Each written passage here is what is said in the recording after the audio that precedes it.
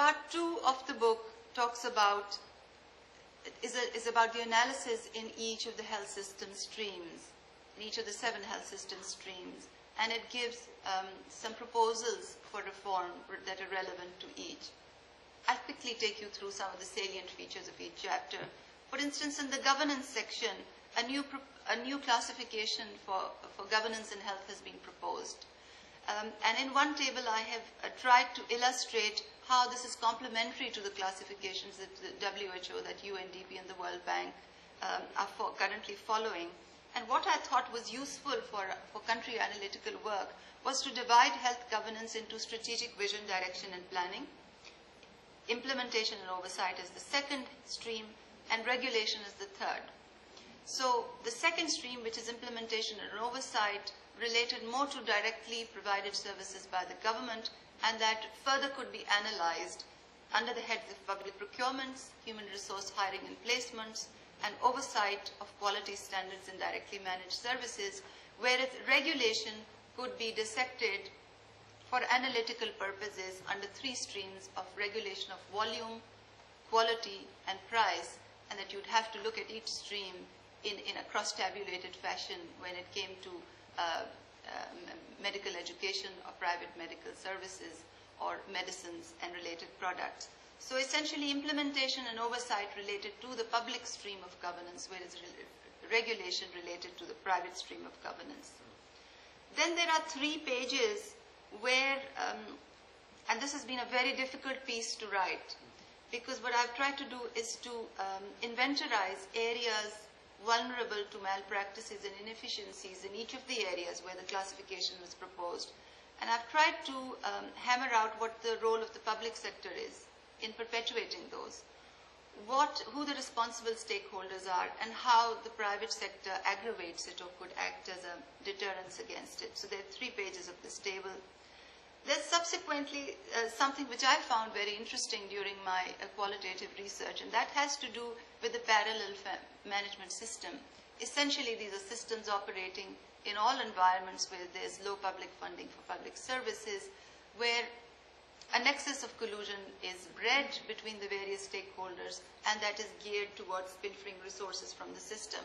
So we may, in our theory, in the analytics of the theory, think of absenteeism in straightforward scientific terms, but what perpetuates absenteeism is a very complicated institutional behavior which is geared towards pilfering state resources from the system. So there is a description of that. There's a description of what everybody knows in the field as a kitty fund, in which procurement markups are channeled, in which the salaries of staff that are allowed to be absent are channeled, into which billing markups are channeled, and there are institutional ways of sharing that. And these insights, although I've worked in the public sector as a physician myself for several years, these are things that happen at the administrative level that clinicians are not aware about, and these very seriously damage and undermine the ability of the state infrastructure to be able to channel anything for the intended purpose. And I found out during the course of my conversations with people that these were very rampant, but that nobody wanted to talk about them, let alone document. So for whatever it may be worth to you in the end, I thought it was something very important to describe. The second chapter is about financing. There are some new things in the chapter. For instance, our national health accounts was done for the first time in 2005 and 6. I've tried to build further on that, and to the government revenue stream, I've added the head of publicly mandated private means of financing under the public head.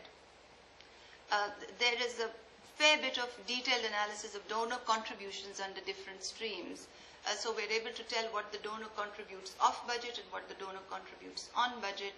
And this new analysis has taken up their contribution from what was originally documented at 2% to almost 5%.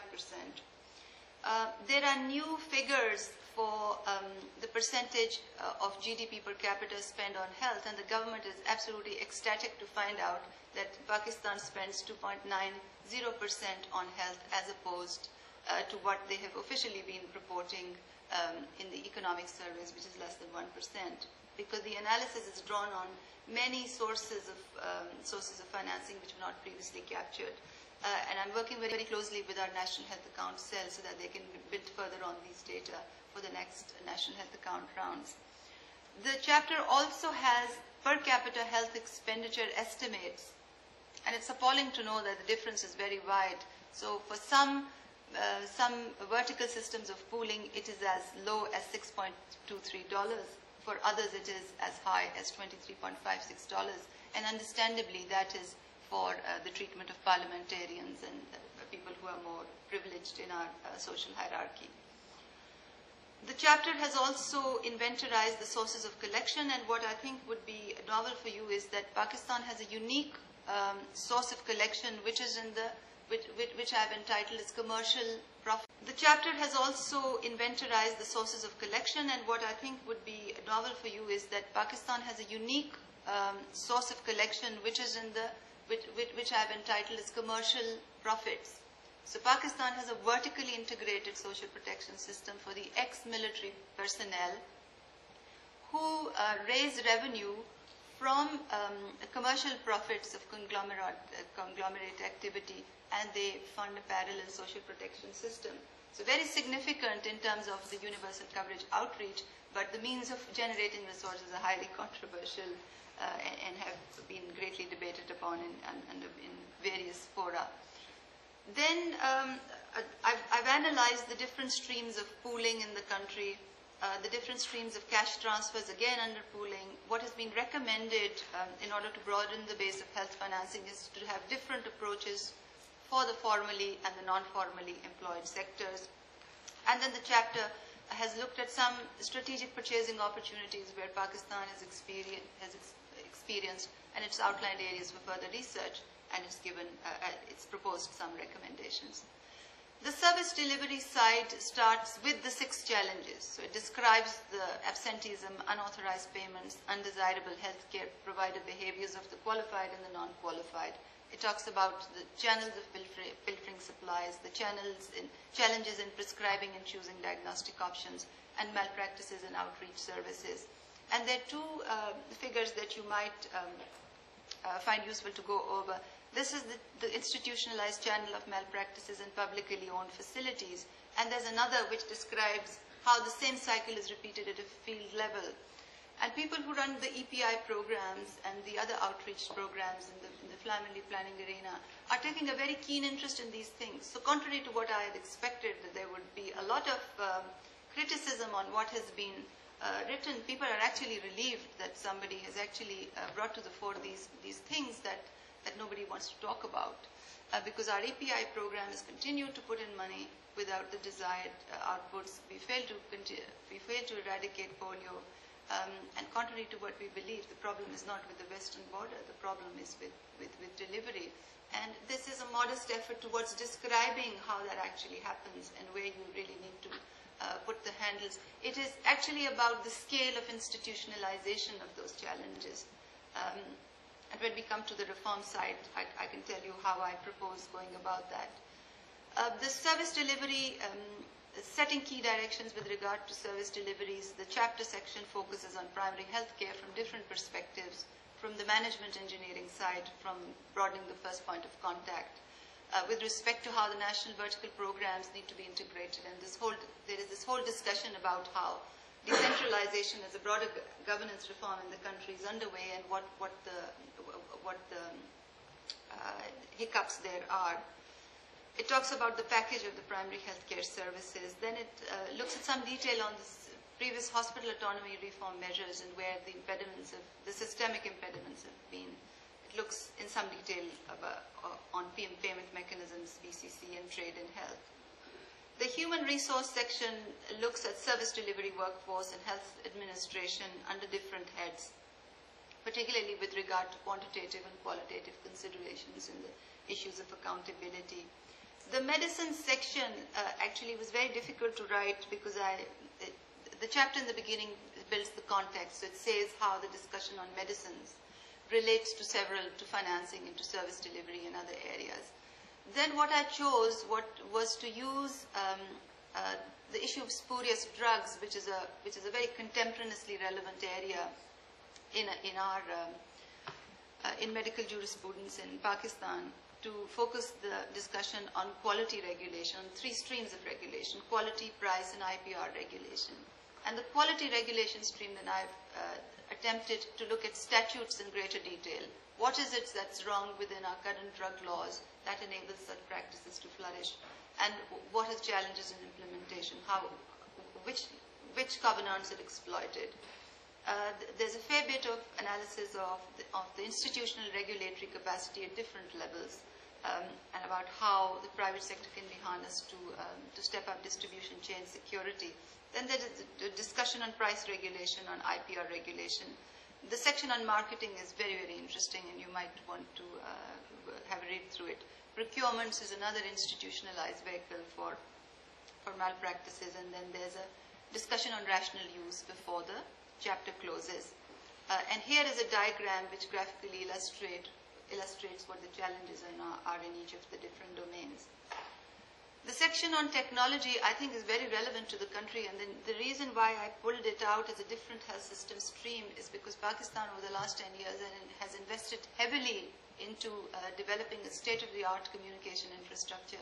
If you speak about our successes, then this clearly is one of them, but it has not been leveraged to deliver equity and transparency within the system.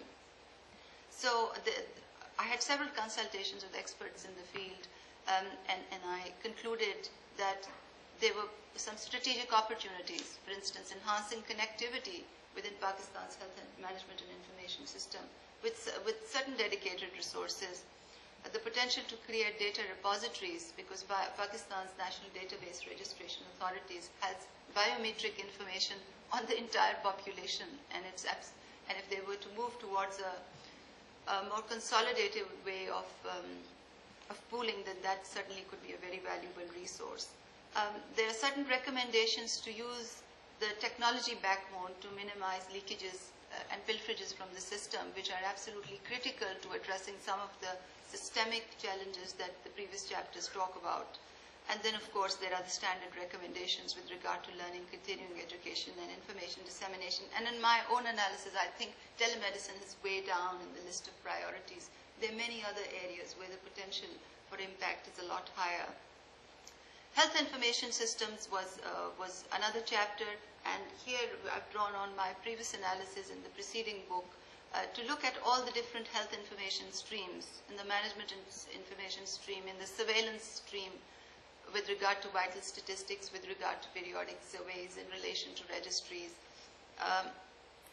Research, the National Health Account Cell, for instance, the mechanisms for translational research, the linkages with academic environments. And I've tried to analyze the different quick wins in each area. And what has been proposed is that the country should make critical investments in these areas, and alongside it should develop a dedicated APEX institutional arrangement to collate and consolidate and so on and so forth.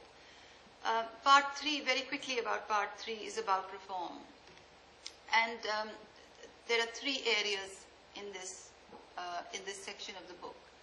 Reform of overarching governance, because I'm convinced that in environments such as ours, unless there are some strategic changes at in broader systems of governance, things are not going to have an impact at a health systems level. The health system is a fundamentally integral part of the system of governance in a country. And in the emerging market countries which have shown economic progress, which is the proxy indicator of their sound institutions, better governance, the prospects of reform are a lot more different than in environments like ours, where some of the key parameters of governance are not in order. So what I passionately feel towards is the fact that unless there is proper macroeconomic reform, where there's growth, where there's job creation, where there's income supplementation, which contributes towards improved social conditions of the people, health status will not make there will not be a quantum leap